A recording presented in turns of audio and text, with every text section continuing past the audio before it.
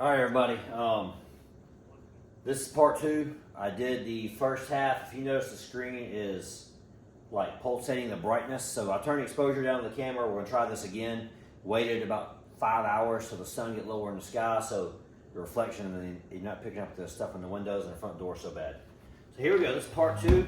We are resuming. We're in game three. We're going to 54-45 of the game, which should be in the third inning. Since it's been several hours, I got to get caught back up with what in the world I was talking about here. So what was I going to do here? All right center is going to field the ball. All right, I know what this play is. We're in game three. We're in the third inning. 00 here is going to hit the ball right out to our right center fielder. I want to show that she did everything, other than where she threw the ball to. That part's okay, new player. She does everything right here. There she goes. It's a brand new player, so I want to show this. Gets the ball, fields it on a hop, throws it straight to the cutoff throw. That's fine, nothing wrong with that.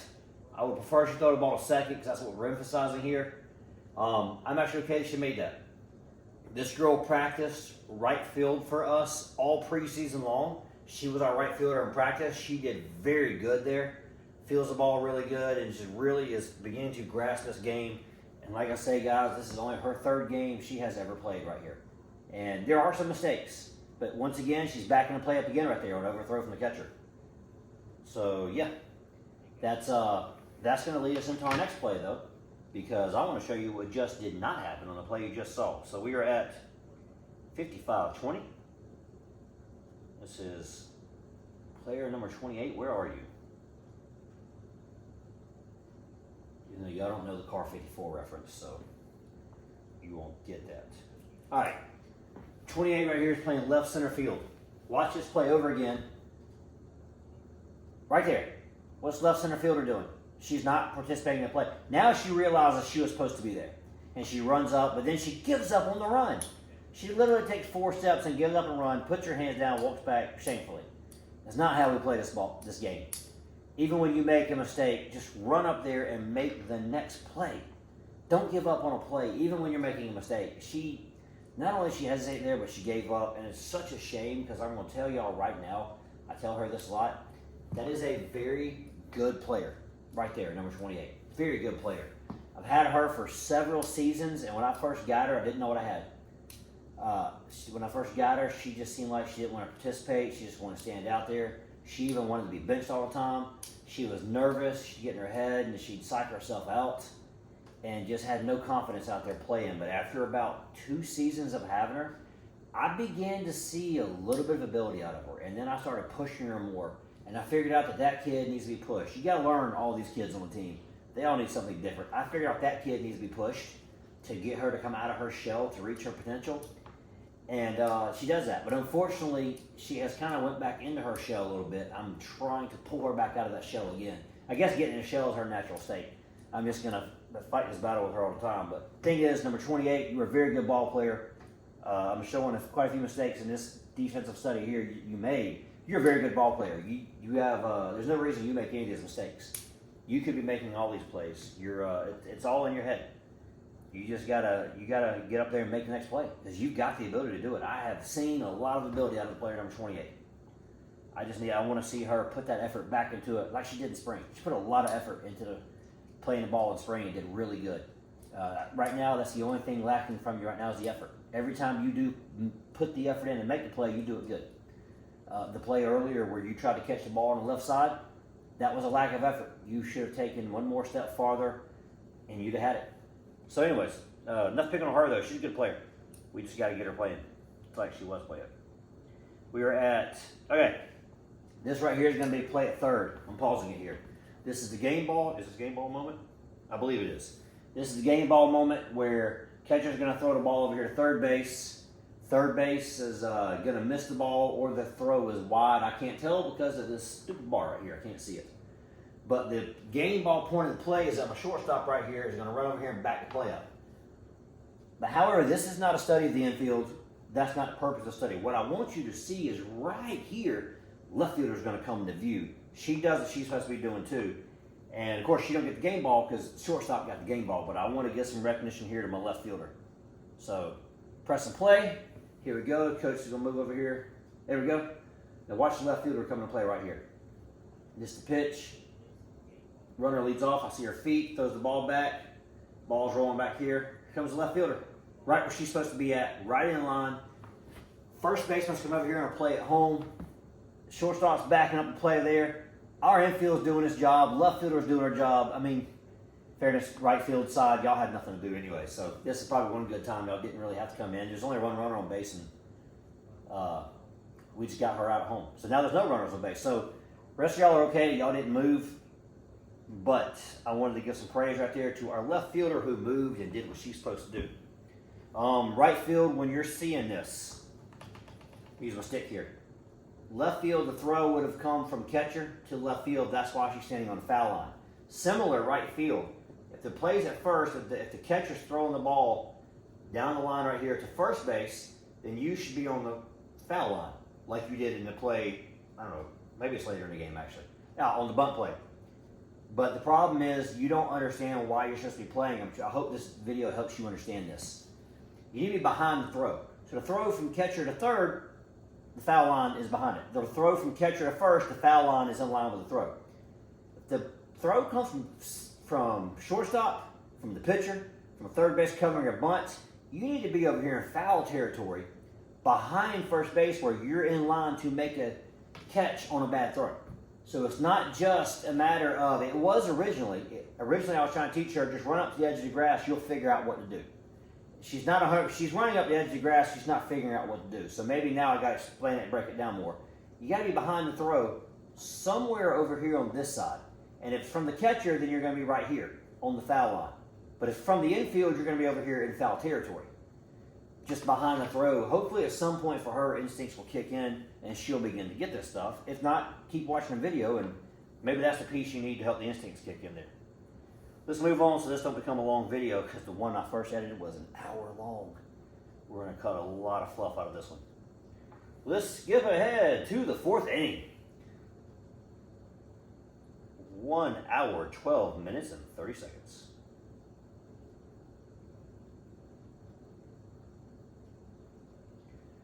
All right, this here is going to be a bunt, and it's, nope, sorry, this is going to be a throw down from the catcher.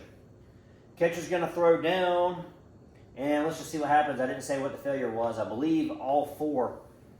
So right here, we've rotated our defense a little bit. We now have number 10 right here, number 14 right here. Everybody moves into position. The catcher makes another bad throw. It rolls through to the third defender. Even a fourth defender was there to back up the play. That's what I wanted to show. I saw a whole bunch of red pants swarming that yellow ball. That's what I want to see every single play right there. And that was focus. This one, this defense study is not focusing on a bad throw from the catcher. I want the catcher to keep making that throw until she makes it right. The only way to fix that is do it over and over again. We have those. The pitcher did it last game. Third base and catcher did it in this game. You just got to keep making those throws. But here we go. First play. This is the next one. Bunt coverage. They were crashing. She went the wrong way. I think we just told her. Yeah, we just told her, hey, you're not supposed to be going to first on a bunt. You're supposed to crash the ball. Then she remembers, because apparently, I'm going to pause this real quick.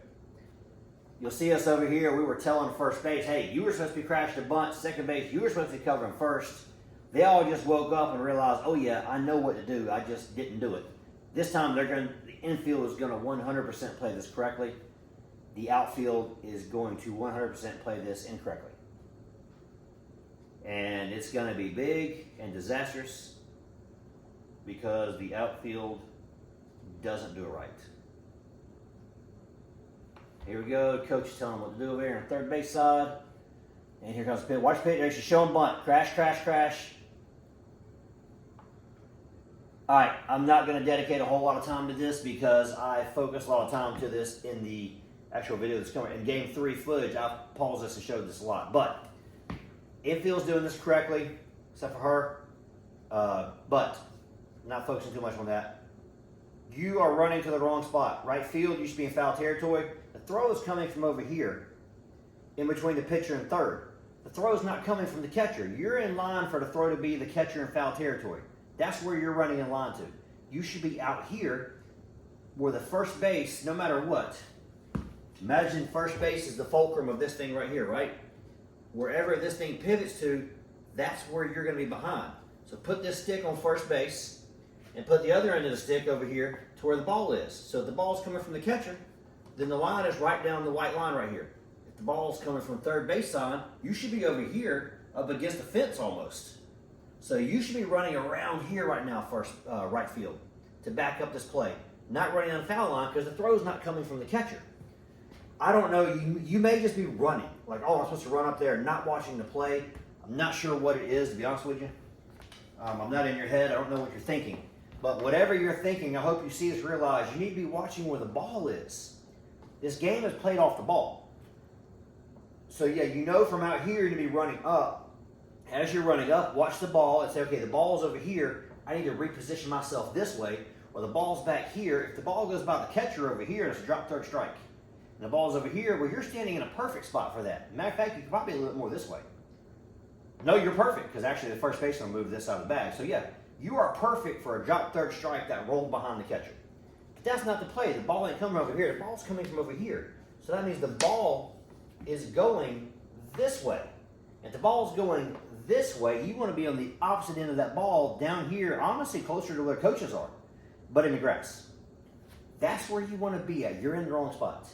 And I hope at some point this stuff clicks and you understand this. I say maybe the problem is you're just not watching the ball, even though right here at the last second you're going to pop your glove up. The other play here, the only outfielder at this point in time who's moving is the new player.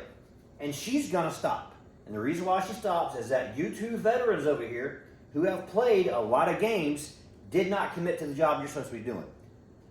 Our left center fielder here, who's a new player, is going to see y'all not move, and she's going to go, oh, I'm the new player. I must be the one messing up. I'm going to stop running. No, she was doing the right thing. You two messed up. You're supposed to be covering third. You're supposed to be covering second. Instead, what's happening here is that our shortstop is trying to cover second and third.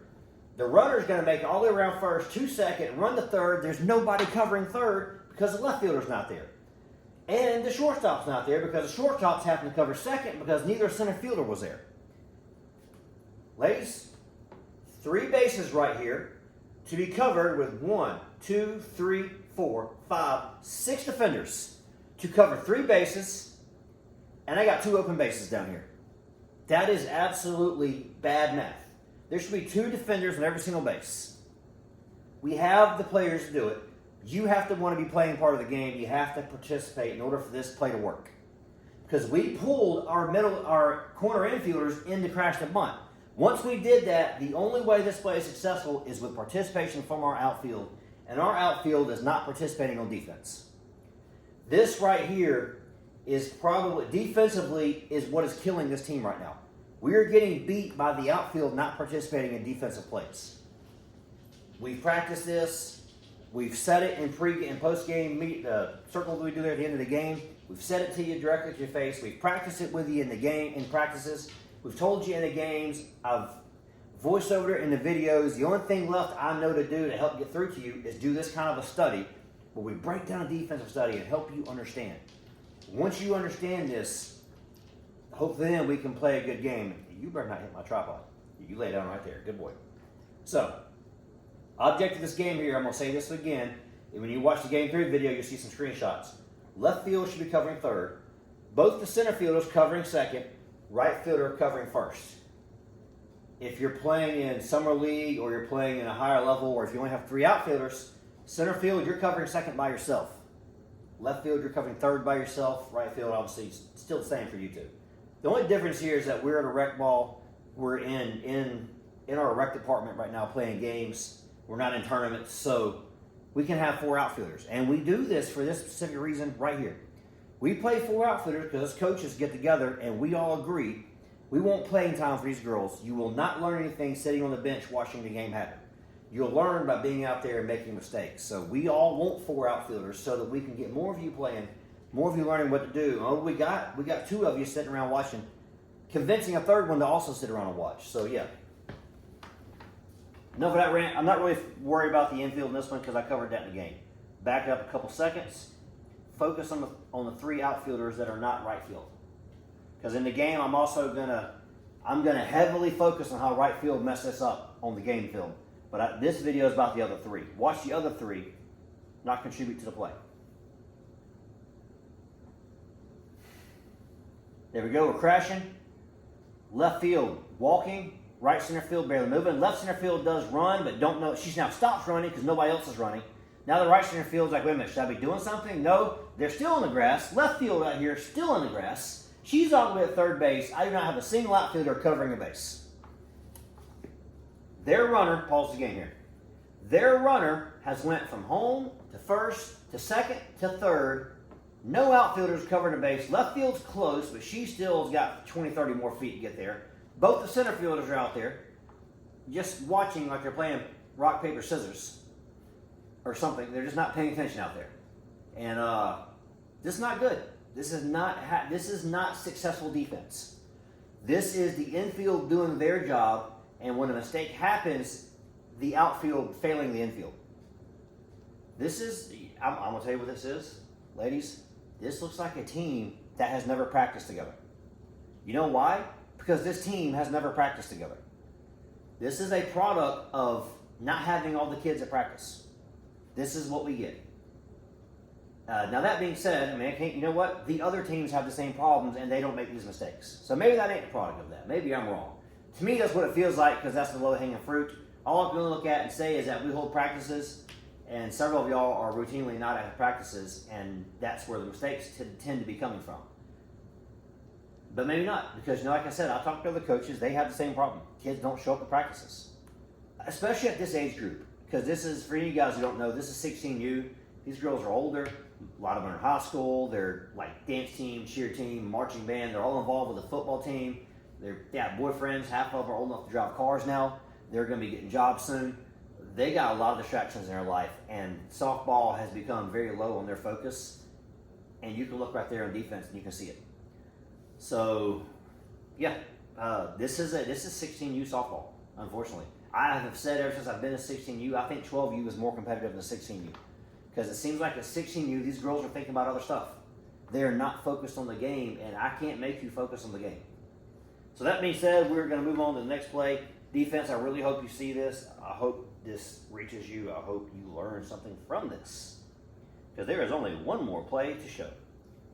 1:17:55. So we're skipping ahead about 4 minutes.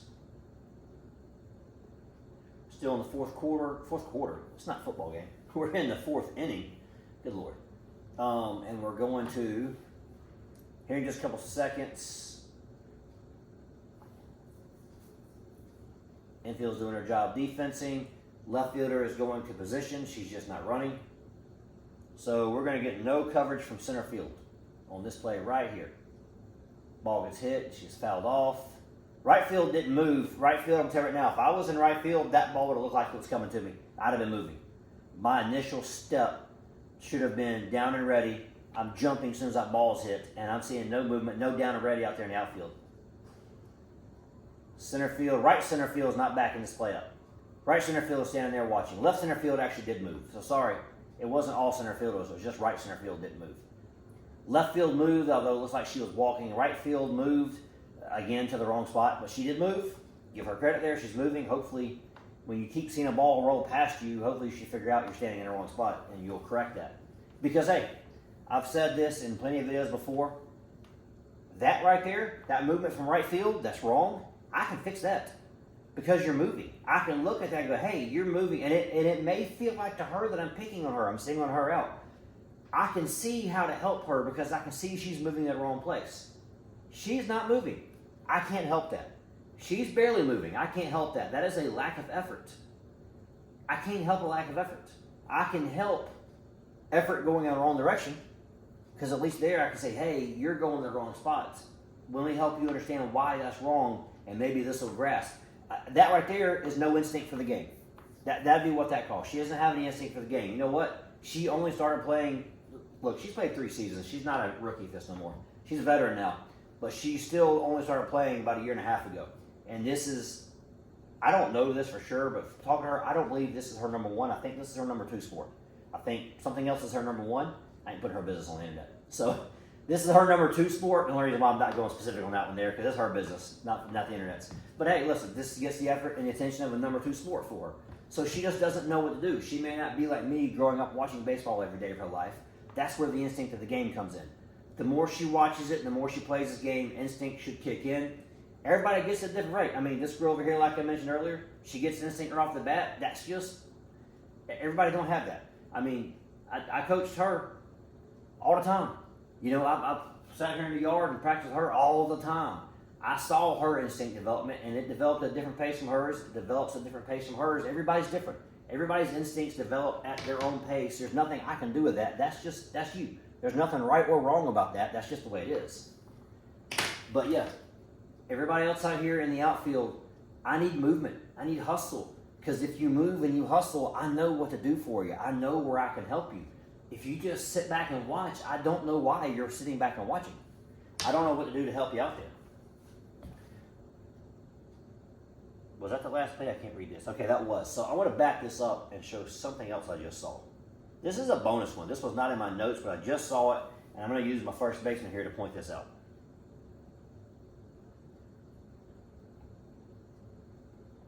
All right, let's finish off with the bunt here, whatever we're showing here.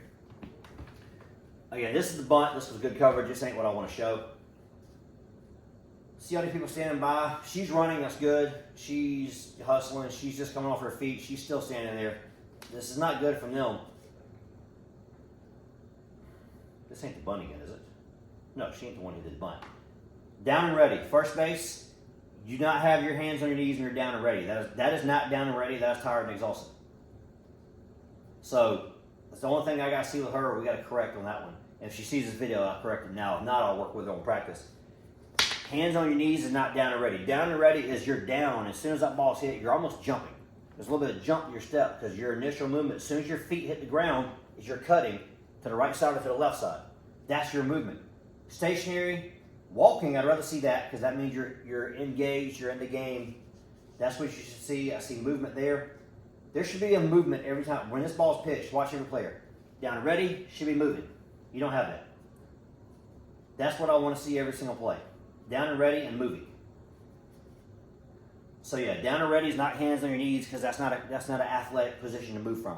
Athletic position, you know, if you see two people fighting, boxing, squaring off, they're down like this, they're low, they're in their legs down here, and they're in position to be balanced on their feet so they can move around and adjust. That's down and ready. That's athletic. That's how we stand to prepare for a play. We don't stand like this, hands on your pocket. When the play happens, you see it happen, and then you get down because that's your first motion to move. If you're going to run and you're standing up, your first motion is to get down and then take off running. So when we say down and ready, as soon as that pitcher's coming out of the ball, you're down. And when that ball is right here to plate, you're already jumping, and you're just waiting to see where the ball goes. And what we're seeing out here from our defense is they are not doing that. See down and ready here, down and ready here. Do you see that jump?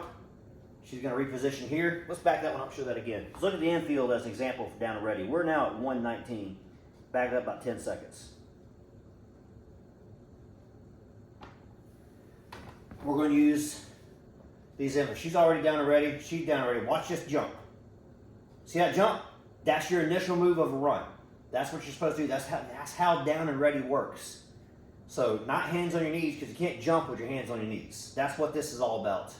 That's a fundamental thing, and that's what we work on in fall ball is fundamentals. These two middle infielders right here covering the center. If you jump, you can cover the center. I wasn't looking. I'm assuming they jumped because they both moved quickly. That's the deal. So I want to show you that outfield, same thing. You need to be right here. So you got to catch that ball. Either when that ball is hit or that ball is caught, you should already be moving because you are anticipating the play. And at that point, you're just looking for where the ball is. So anyways, that's all that. That's all I got for this one. I'm going to say this, ladies, because it's the end of the video. I really hope this format works. I hope this format helps you. That's why I'm doing this. I'm not doing this for me. Right now, I was supposed to be at church. It's Wednesday night. We cannot, and it's just life. It's any complaint to the team. Y'all can't help this. This is just life. But right now, we can't get together and practice. We have games on days that are during the week. And that leaves us like Wednesdays and Fridays and Saturdays and Sundays. Well, y'all aren't here Saturdays and Sundays. Fridays is high school football games. Half of y'all are at that. Wednesdays is Wednesday night. Half of y'all are at church, just like I was going to be tonight. That leaves us with Monday, Tuesday, and Thursday to get together and practice. Hey, guess what? That's what days our games are. And that's the days all the fields are in use. We've tried holding Wednesday night practices. We only get a couple of players at Wednesday night practice. So we're not going to be able to do that. I mean, not for a team practice. This doesn't work. We're trying to figure out something else. If it's meet in the cages and work on batting, or come here to my house, use a pitching machine. We're trying to figure out something. This team needs more practice. We're just not playing very well together. We play well independently. We don't play well together because we don't really practice together a lot. So we're trying to figure out a way to get the team to practice together so we can play better together.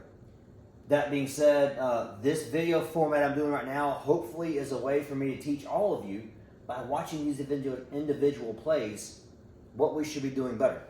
Hopefully y'all see this. Hopefully this helps you. That's why I'm doing it. That's why I didn't go to church today. That's why I stayed home so that I could film this video. My second attempt now because the first one looked horrible. If this one looks horrible, I'm not going to film another one. I'm just going to say, you know what? It just wasn't in the plan. So yeah, hopefully y'all find this and this helps you. If this works and y'all see it, I'll do more of them. I'll do whatever it takes to help you girls understand this game. Whether it's practicing together on the field, whether it's filming videos like this, whether it's doing voiceovers on game films, whatever it is you girls need to help you out. And if it only helps 3 or 4 of you, and if it helps a third of the team and don't help the other 2/3, I'll still do it. And then I'll do what I got to do to help the other 2/3 of the team. Whatever you ladies need, I'm here to help you out with this. Hopefully this works right here, though. That's all I got. We'll see you at the next game.